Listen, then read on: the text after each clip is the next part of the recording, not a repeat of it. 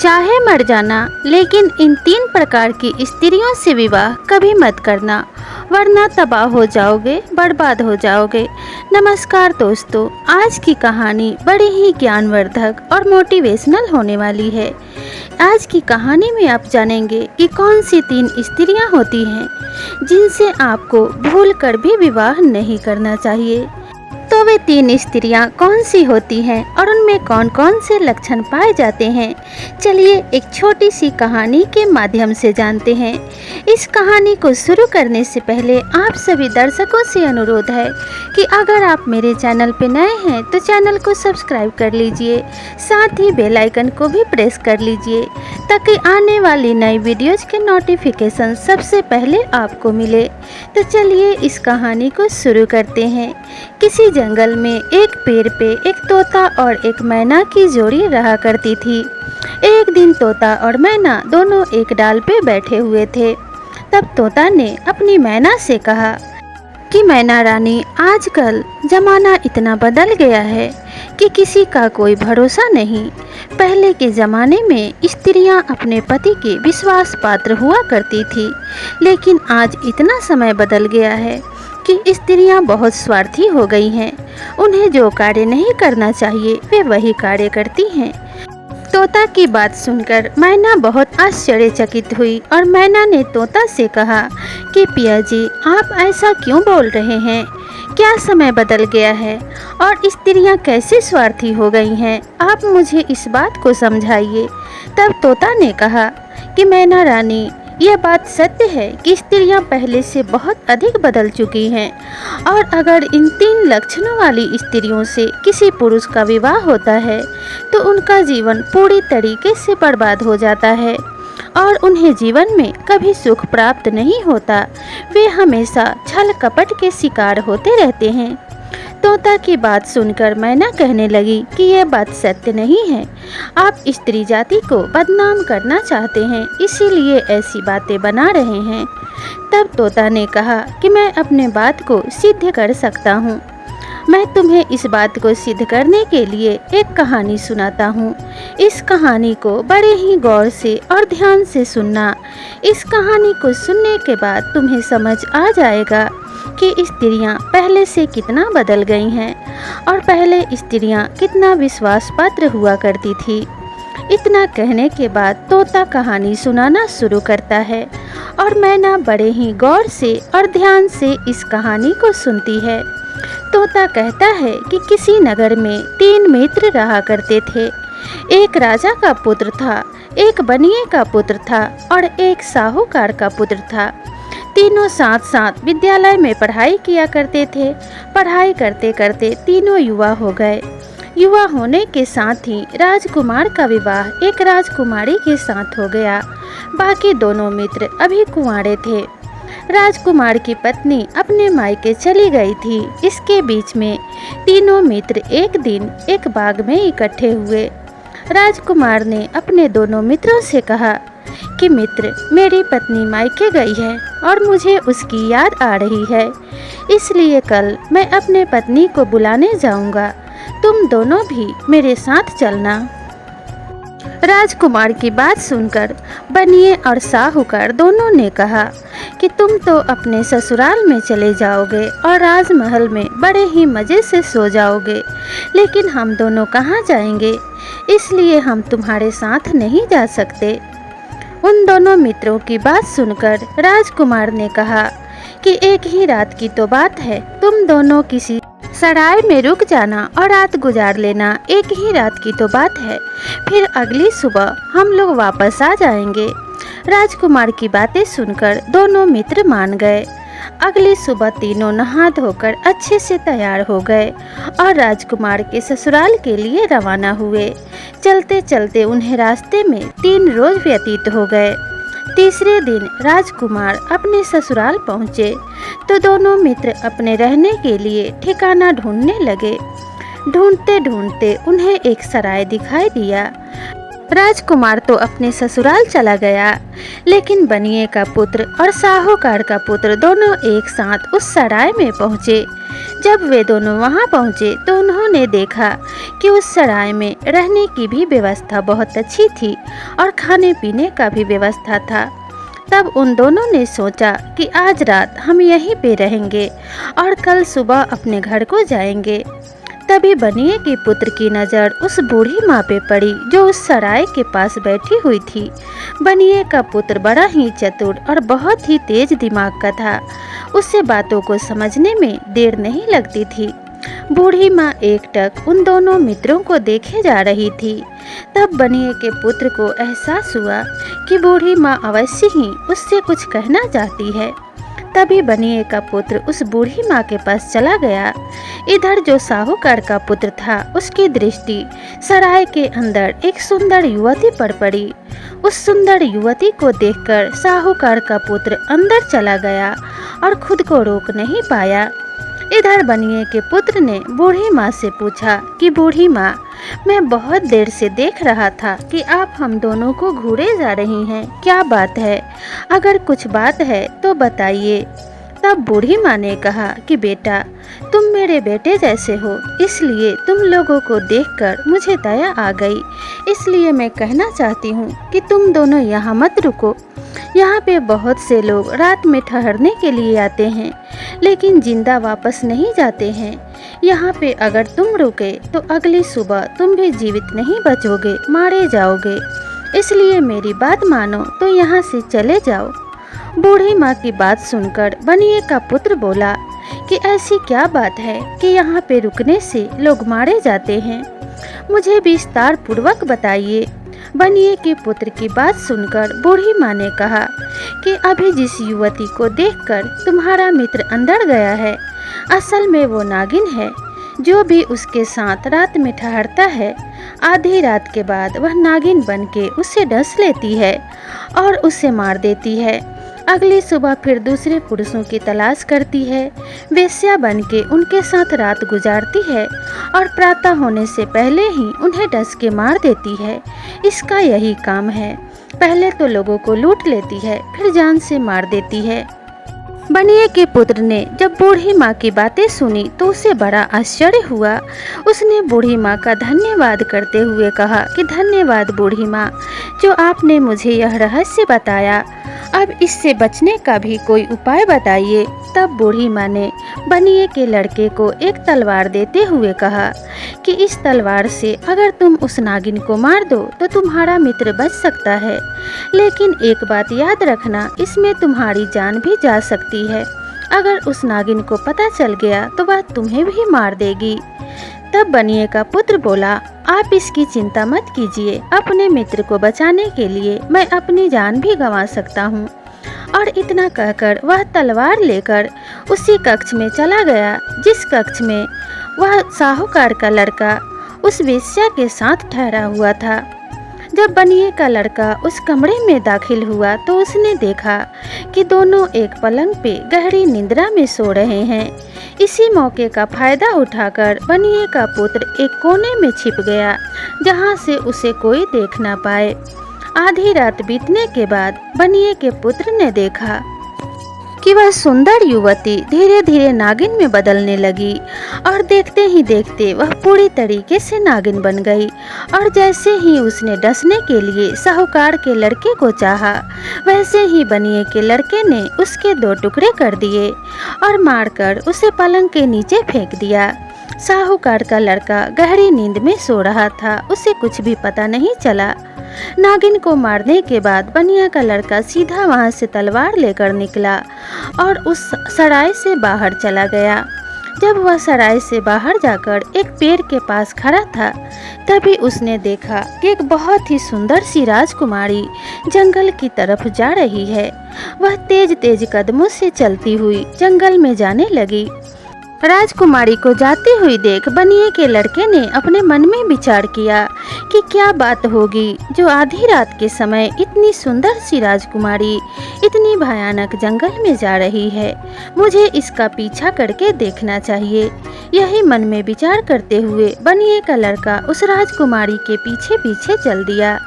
जाते जाते उसने देखा कि वह सुंदर सी राजकुमारी एक साधु के पास पहुंची और वहां पहुंचकर साधु के गले लगने लगी और साधु से बोली कि आज के बाद मैं आपके पास नहीं आ पाऊंगी, क्योंकि जिससे मेरा विवाह हुआ था मेरा पति मुझे लेने आ गया है और मेरे राजमहल में ठहरा हुआ है।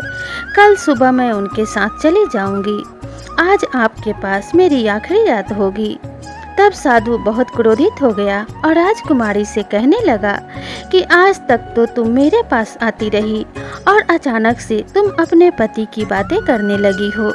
अगर तुम्हें अपने पति के पास ही जाना था तो मुझसे प्रीत क्यों लगाया? तब राजकुमारी ने कहा कि जब तक मैं यहाँ थी आपसे मिलती रही, हर रोज जाती रही, लेकिन अब मुझे अपने ससुराल जाना है, इसलिए मैं आपसे मिलने नहीं आ सकती। इतनी बात सुनकर साधु को क्रोध आ गया और उसने राजकुमारी की नाक एक चाकू से काट दी। चाकू से नाक कट जाने की वजह से राजकुमारी के नाकों से खून की धाराएं बहने लगी और उससे बहुत पीड़ा होने लगी। मारे पीड़ा के वह छटपटाती हुई अपने राजमहल की तरफ भागी। राजकुमारी की ऐसी दशा देखकर बनिए के लड़के को क्रोध आ गया और उसने अपने तलवार से उस साधु के 2 टुकड़े कर दिए और उसे मार डाला। साधु को मारने के बाद बनिए का लड़का वहां से सीधा नगर की तरफ वापस आया और एक मंदिर के अंदर छुप गया।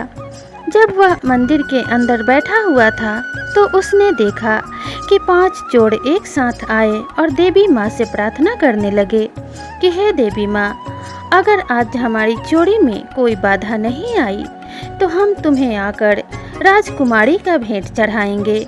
हम राजा की बेटी को पकड़ के लाएंगे और यहाँ पे उसकी बलि दे देंगे।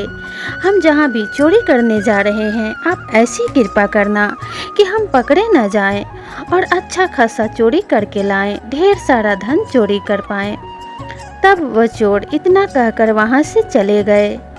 मंदिर के अंदर छुपा हुआ बनिए का वह लड़का सारी बातें सुन रहा था और मन में विचार कर रहा था कि कैसा जमाना आ गया है, कितनी बुराई फैल चुकी है, जिधर देखो उधर ही बुराई है।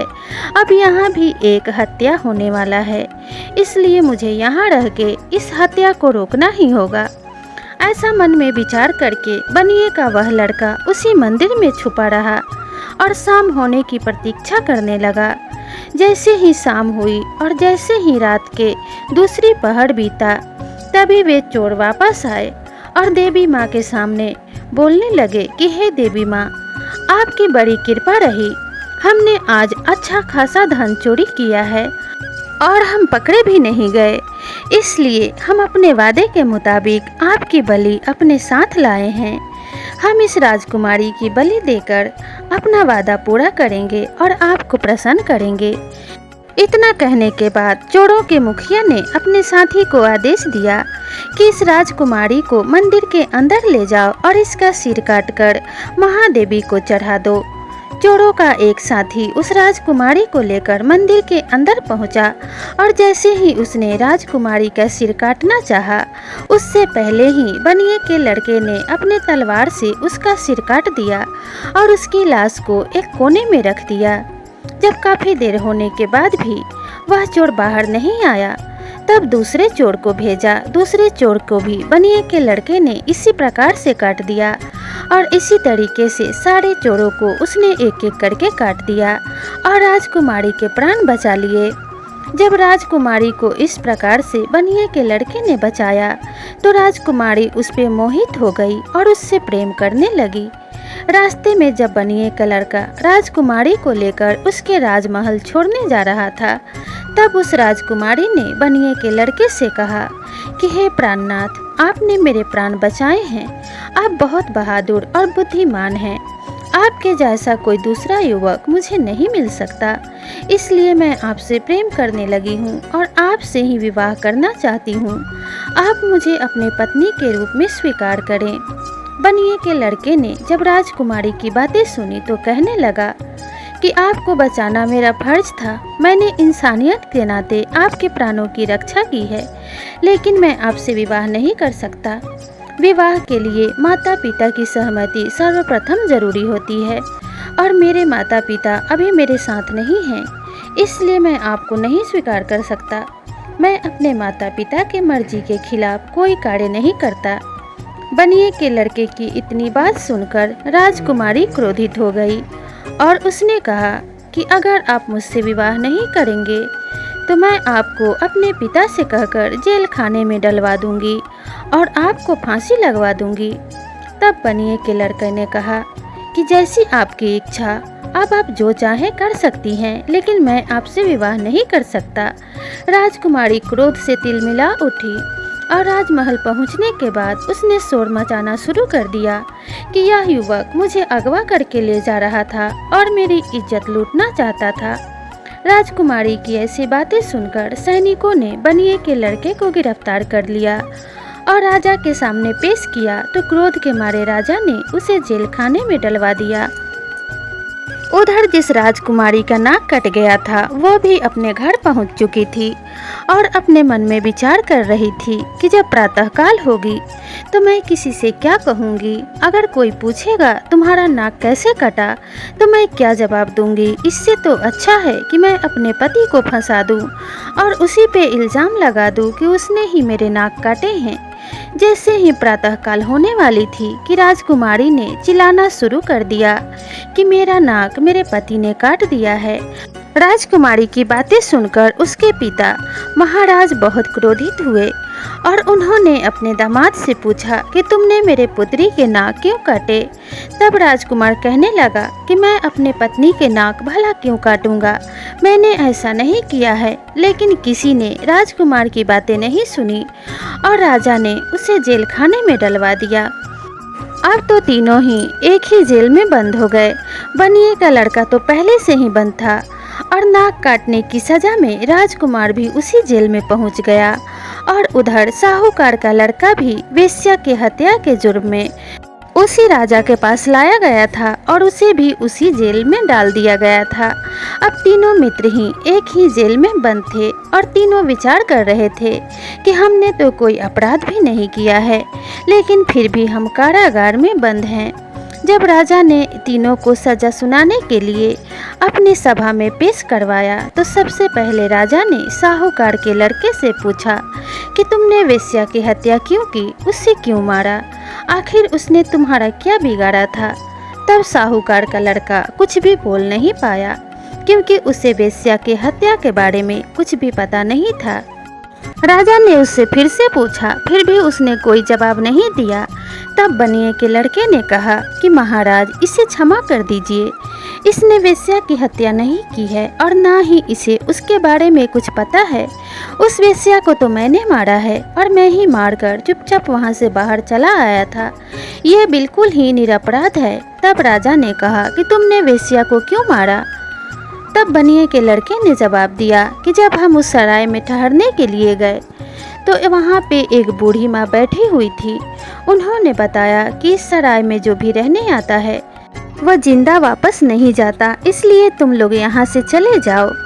बूढ़ी माँ के इतना बताने से पहले ही मेरा दोस्त साहूकार उस सुंदर वेश्या को देखकर पहले ही अंदर जा चुका था और इसके प्राणों की रक्षा के लिए मैंने बूढ़ी माँ से एक तलवार मांगा और उसी कमरे में जाकर छुप गया जहाँ मेरा मित्र उस सुंदर युवती के साथ पलंग पे लेटा हुआ था। जब आधी रात हुई तो वह वेश्या एक नागिन में बदल गई और जैसे ही मेरे मित्र को डसना चाहा मैंने उसे मार दिया। अगर आपको विश्वास न हो तो उसके कक्ष की तलाशी लीजिए, उसके पलंग के नीचे मैंने नागिन को 2 टुकड़ों में काट के रखा है। जब राजा ने सैनिकों को वहां भेजा तो ठीक उसी पलंग के नीचे 2 टुकड़ों में कटी हुई नागिन पड़ी हुई थी। तब सैनिकों ने नागिन की लाश लाकर राजा को दिखाई।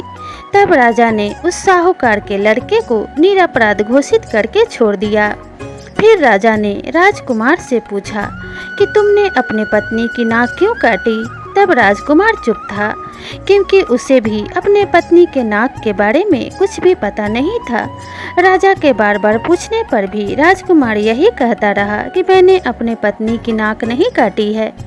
तब बनिए के लड़के ने कहा कि महाराज इसने अपने पत्नी की नाक नहीं काटी है, इसके पत्नी के नाक का रहस्य मैं जानता हूँ, आप इसे भी छोड़ दीजिए। इसकी पत्नी आधी रात के समय जंगल की तरफ जा रही थी। जब मैंने उसे देखा तो मैंने उसका पीछा किया। वह एक साधु से मिलने गई और उसके गले लग गई और उसने साधु से कहा कि मैं कल अपने ससुराल चली जाऊंगी और आज के बाद आपसे मिलने कभी नहीं आऊंगी। आपका और मेरा नाता यहीं तक था। उस राजकुमारी की इतनी बात सुनकर वह साधु क्रोधित हो गया और उसने राजकुमारी की नाक एक चाकू से काट दी। राजकुमारी रोती हुई महल की तरफ भाग आई और मुझे यह देखकर क्रोध आ गया और मैंने उस साधु के 2 टुकड़े कर दिए और वहां से चला आया। आपको विश्वास न हो तो उस साधु के आश्रम में जाकर देखिए जहां उस साधु की लाश पड़ी है। तब राजा ने सैनिकों को भेजा। जब सैनिक वहां पहुंचे तो उन्होंने देखा कि साधु के लाश के 2 टुकड़ों में बटी हुई पड़ी थी। तब सैनिक उस लाश को उठा लाए और राजा के सामने पेश किया। तब राजा ने उस राजकुमार को भी बाइज्जत बरी कर दिया और उसे छोड़ दिया। तब राजा ने कहा कि तुम तो दोषी हो। तुम मेरी बेटी के साथ अपराध क्यों करना चाहते थे, उसका अपहरण क्यों किया और उसकी इज्जत क्यों लौटना चाहिए। तब बनिए के लड़के ने कहा कि महाराज, मैं भी निरपराध हूँ। अगर आपको विश्वास न हो तो मैं इसका सबूत दे सकता हूँ। जब साधु को मारने के बाद मैं मंदिर में आके छुपा था, तभी वहाँ पे 5 चोर आए और चोर देवी माँ से प्रार्थना करने लगे कि अगर हमारी चोरी निर्विघ्न हो गई और हमने बहुत सारा धन चुरा लिया और पकड़े नहीं गए तो आज हम आपके सामने राजकुमारी की बलि देंगे। जब मैंने राजकुमारी की बलि की बात सुनी तो राजकुमारी को बचाने के लिए दिन भर उसी मंदिर में छुपा रहा और रात होने की प्रतीक्षा करता रहा। जब रात्रि का दूसरा पहर बीता तब ये 5 चोर वहां पर आए और राजकुमारी को साथ लाए और वहां पे मंदिर के अंदर राजकुमारी को बलि चढ़ाने के लिए ले गए। तब मैंने एक एक करके 5 चोरों को मार दिया और राजकुमारी की जान बचाई। जब मैंने राजकुमारी की रक्षा की तो राजकुमारी मुझ पे मोहित हो गई और मुझसे विवाह करने के लिए दबाव डालने लगी। लेकिन मैंने उनसे कहा कि मैं अपने माता पिता के मर्जी के खिलाफ आपसे विवाह नहीं कर सकता। तो गुस्से में उन्होंने कहा कि अगर तुमने विवाह नहीं किया तो मैं तुम्हें अपने पिता से कह के जेल में डलवा दूंगी। और फिर राजकुमारी ने गुस्से में मुझ निरपराध के ऊपर यह झूठा आरोप लगाया और फिर आपने मुझे जेल में डाल दिया और इस प्रकार से मैं जेल खाने में बंद हूँ। महाराज, मेरा कोई अपराध नहीं है। अगर आपको विश्वास नहीं हो तो उस मंदिर में सैनिकों को भेज कर देखिए, अभी भी चोरों की लाशें वहीं मौजूद हैं। उस बनिए के लड़के की बात सुनकर राजा ने अपने सैनिकों को मंदिर में भेजा। वहाँ पे 5 चोरों की लाशें मौजूद थी जिसे सैनिकों ने राजा के सामने पेश किया। तब राजा ने उस बनिए के लड़के को भी छोड़ दिया। इस प्रकार से बनिए के लड़के ने अपनी बुद्धिमानी से अपनी दोनों मित्रों की एवं स्वयं की जान भी बचाई। इसलिए कहा जाता है कि मित्र के जैसा साथी और मित्र के जैसा दुश्मन भी कहीं नहीं होता। अगर एक सच्चा मित्र हो तो वो आपको हर संकट से उबार सकता है और वहीं एक धोखेबाज मित्र हो तो वे आपकी जान भी ले सकता है या फिर आपको मरवा सकता है। इसीलिए कहा जाता है कि अगर मित्र अच्छे हों तो भाई से भी बढ़ के साथ निभाते हैं। और स्त्रियां अगर ऐसी मिल जाएं तो किसी भी पुरुष का जीवन बर्बाद कर सकती हैं। जैसे इन 3 स्त्रियों की वजह से इन तीनों पुरुषों का जीवन बर्बाद होते होते बचा। अगर बनिए के लड़के ने अपनी बुद्धिमत्ता नहीं दिखाई होती तो ये तीनों पुरुष अपनी जान से जाते। इसीलिए कहा जाता है कि इन 3 लक्षणों वाली स्त्रियों से कभी विवाह नहीं करना चाहिए। तोता की बातें मैना बड़ी ध्यान से सुन रही थी और पूरी कहानी सुनने के बाद मैना का सिर शर्म से झुक गया और वे भी तोता की बातों से सहमत हो गई। तब तोता ने मैना से कहा कि किसी भी पुरुष को इन 3 लक्षणों वाली स्त्रियों से विवाह नहीं करना चाहिए। पहली वो स्त्री जो अपने पति के होते हुए भी किसी पराये पुरुष से संबंध रखती हो और अपने पति के मान सम्मान को हानि पहुंचाती हो। दूसरी वो स्त्री जो एक पति के होते हुए भी वेश्यावृत्ति की तरह अपना जीवन यापन करती हो और एक नागिन की तरह किसी भी पुरुष का जीवन बर्बाद करने की क्षमता रखती हो। स्त्रियों का धर्म तो जीवन देना होता है, एक माता बनके, एक बहन बनके किसी की जिंदगी संवारना होता है, ना कि किसी के जीवन को बर्बाद करना। तीसरी वो स्त्री जो पाप तो स्वयं करती हो और इल्ज़ाम दूसरों के ऊपर लगाती हो। लांछन लगाने वाली स्त्रियां किसी को भी बदनाम कर सकती हैं, कर्म स्वयं करती हैं और बदनाम अपने पति को करती हैं। ऐसी स्त्रियां समाज में अपने पति के मान सम्मान को धूमिल करती हैं और ऐसी स्त्रियों के पति बनने वाले पुरुष कभी भी सुखमय जीवन व्यतीत नहीं करते। इसीलिए ऐसी 3 स्त्रियों से हमेशा सावधान रहना चाहिए और ऐसी 3 स्त्रियों से जो भी पुरुष बच के रहते हैं हमेशा सुखी रहते हैं।